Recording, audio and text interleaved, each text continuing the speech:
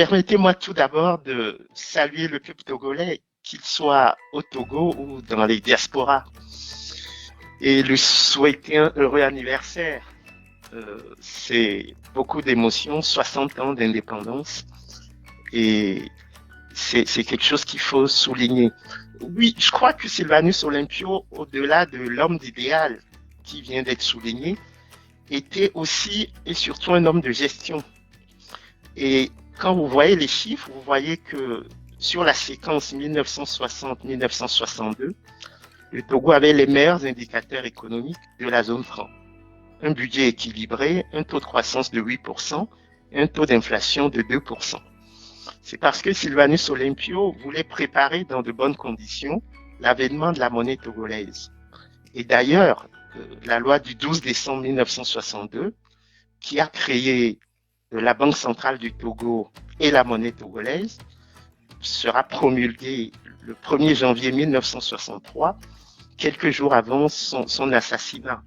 Je crois que ce qui inquiétait fondamentalement la France, c'était à la fois la loyauté de Sylvanus Olympio, parce que souvenez-vous, en septembre 1958, quand il rend visite au général de Gaulle, il dit « Je ne suis nullement anti-français, mais je crois que le respect de l'indépendance mutuelle est nécessaire à l'amitié des peuples. » Il n'était pas du tout, oui, il n'était pas du tout antagoniste vis-à-vis de Paris. Ce n'était pas un tribun exalté comme Sékou Touré.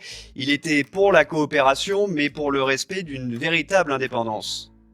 Exactement. Et étant lui-même diplômé de la London School of Economics, il connaissait l'impératif d'avoir des fondamentaux macroéconomiques sains pour lancer une monnaie.